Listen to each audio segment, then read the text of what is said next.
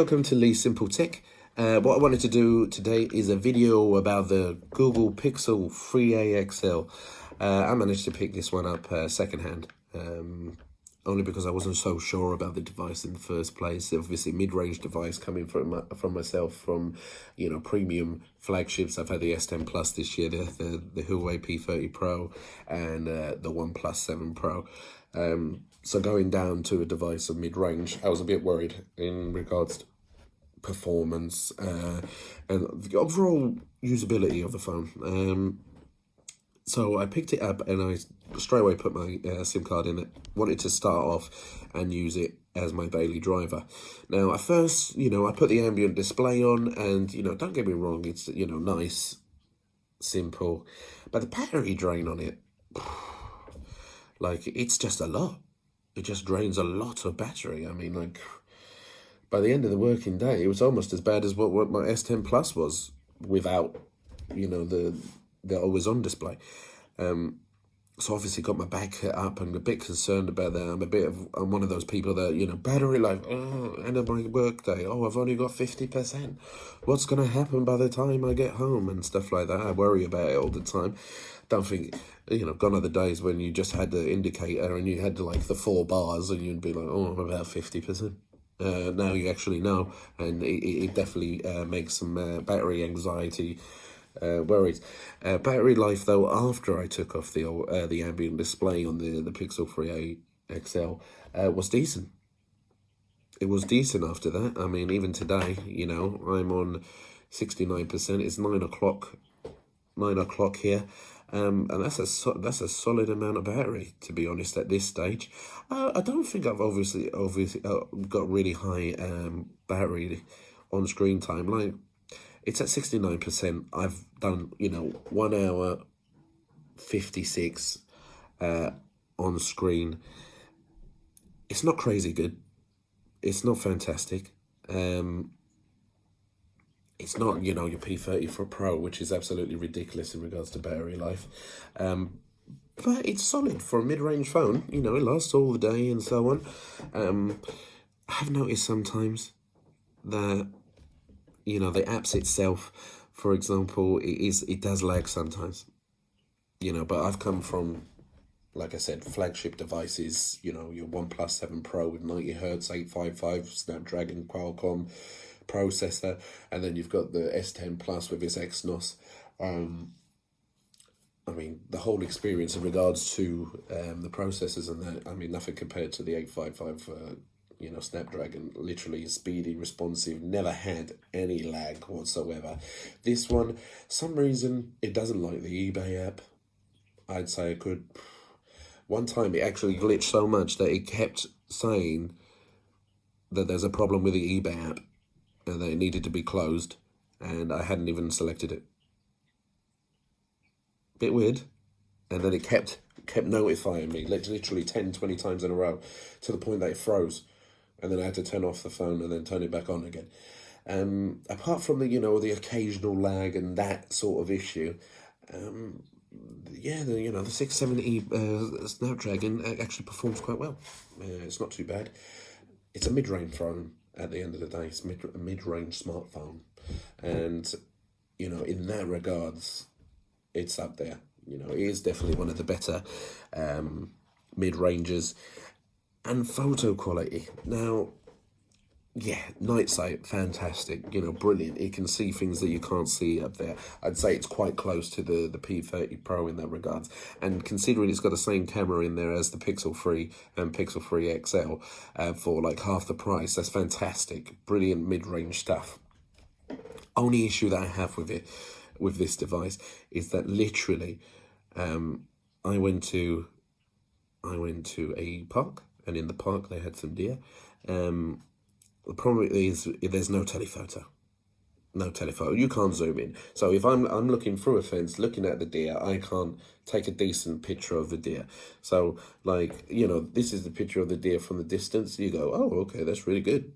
It's quite good, isn't it? Right. So then then the problem becomes when you zoom in. Hopefully that's nice and clear for you. But that looks like it's actually been painted by someone. Full on painted. It's obviously the digital processing in it because it doesn't have the telephoto camera in there, trying to make up for it. But it's a bit frustrating. You know, don't get me wrong, not all the time in your life are you going to need a telephoto camera. And, you know, let's say 8, 9 times out of 10, then one single camera is more than enough. Can't complain about it. But then there's 1 or 2 times out of 10 you want to take a picture of something that's, you know, far away or, you know, anything like that. Like if you go to a park or zoo or anything like that, and you're like, oh, look, there's a nice animal. I want to take a picture of it. You can't zoom in. Not with that phone. You can't zoom in because if you zoom in, it's going to look like, say, you know, Monet has just come in here and just decided to paint it on your phone screen for you. So I've got a bit of a controversial, you know, opinion about the camera. Phone itself as a mid-ranger, solid, pretty good. You know, it's got full HD plus. It's not the QHD, but it's a mid-range phone. I wouldn't expect it to have anything higher than that. Battery life is solid on it. Get a full day at least. So, you know, and that's with usage. I've had very mixed times with it, but the majority of the time it performs really well. If you follow me on Twitter, and that you'll see I've put up some screenshots of its battery performance, you know, how it does. And I do like the fact that, for example, photos wise, it's not got a lot of storage on there, but it does have Google Photos with unlimited storage at high quality. Brilliant, I like that. And then I like that it does random things where it notifies you where it's stylized a photo. So for example, this is in Poland. Looks quite nice, and then they'll give you a stylized version. As you can see, it really brings out the blue in the sky, everything like that. So really solidly done. You can see that on my Instagram. I've put it on there as well. And it's really, really solid in that regards. It's done really quite well. And those are nice little touches, don't get me wrong. Very nice little touches, just to, you know, tick you over and to make you think, oh, you know what? You know, oh, that's something I hadn't thought of, or something that is something I had thought of.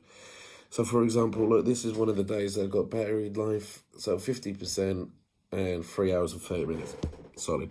That means 7 hours that was going to last, that one.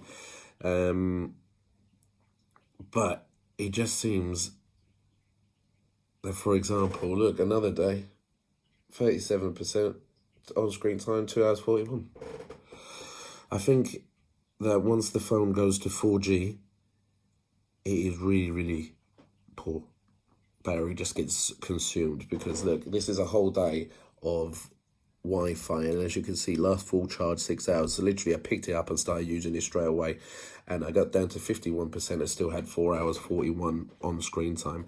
So Wi-Fi wise, brilliant.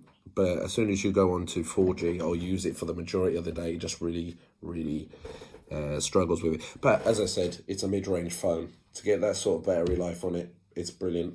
I don't only really expect that from a flagship device. So, you know, my review of it is that it is a good price. It is a good price. I got mine second hand, so I didn't pay full price for it, and I'm happy with that. I managed to only pay £300 for it. For £300, that's a good buy. It is a really good buy. If your budget's £300 or $350, or in American dollars, $450 or $400, something like that, and you can pick it up second hand, and you need a device, it's solid. You know, if you need to take it out and take a quick picture, you'll be fine. If you want to do something a bit more detailed, a bit more further distance, then you're going to struggle a bit.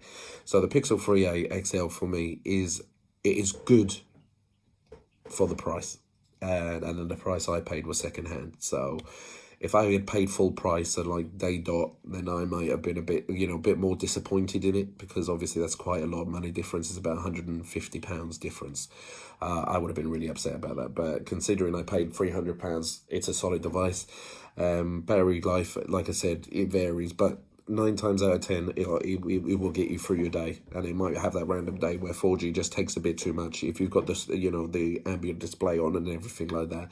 So if you do those sort of things, really battery saving type stuff, it will last you a full day. So I take my hat off to Google for keeping the camera quality as good as it did compared to, for its flagship. I'm very interested into the Pixel 4 that's coming out this year. It seems to me that they've decided now that to have telephoto and hopefully wide angle. And if they manage to get the camera quality, then they'll win the game. They'll win the game. I'm interested in the Note 10 that's coming out and so on, but I think it's going to be a bit samey compared to the S10 Plus, to be honest. I just can't see it being, whoa, that's different. Don't get me wrong. If you had a choice between getting the two devices, you get the Note 10 rather than the S10 Plus. But I think the processor is going to be the same. Maybe small camera differences and so on, and you get an S Pen. But apart from that, I don't think it's going to be anything to write home about. But back to the point at hand, Pixel 3a XL, for the money, if you get it second hand, it's a winner chicken dinner, and you're never going to have an issue with it. So if you liked this video, please like, subscribe, leave a comment below. Any feedback, you know the score. Put it down at the bottom. This is Lee Simple Tech.